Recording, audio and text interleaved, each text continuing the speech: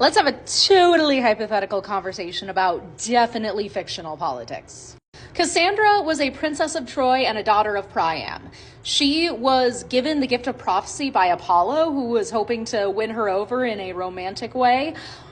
But when she refused, he couldn't take back his gift. So instead, he added on a little curse that even though she could see into the future, nobody would ever believe her.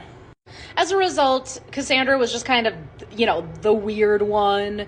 She was disturbed. Nobody took her seriously and everyone treated her like she was crazy, basically. So when a local shepherd named Paris turns out to actually be the long-lost son of King Priam and therefore a prince of Troy, everyone welcomes him back with open arms except Cassandra. She can see the future, and she is like, if we welcome him back into the city, our city's going to burn and we are all done for. You should kick him out and probably him just to be safe because our lives are over because of him. Naturally, everyone was just like, oh, Cassandra, she's just a triggered liberal snowflake. A disturbed, confused person, and nobody pay attention to her.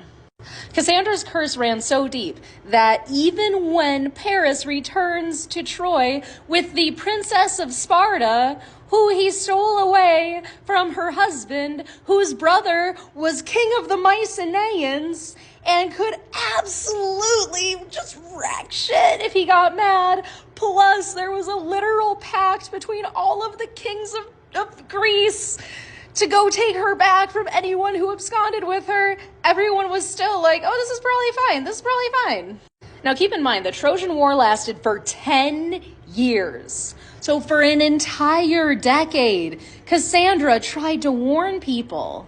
And they were like, oh, you're wrong. You're just too sensitive. You're just too disturbed. You're crazy. You just don't understand what the Trojan War really means and how it really works. And no, I'm not gonna do any more research into this or ask any questions. I need Cassandra to be wrong. So I'm gonna go against whatever she says. Guess what happened next? I will give you 1 million guesses. The city of Troy was sacked by the Greeks and burned to the ground, just like Cassandra said. And you better believe all of those Trojans who were like, no, it's fine, were like shook. They were shocked, as if Cassandra hadn't been warning them for a decade that this would happen. If anyone sought out Cassandra to try to apologize to her, I doubt it mattered, because she's already being carried off to Mycenae to be enslaved by one of the Greeks. So their apologies really wouldn't mean much, as the city is literally burning around them. But better late than never, I guess. Except not. It's not better. It would have been better if they had listened earlier.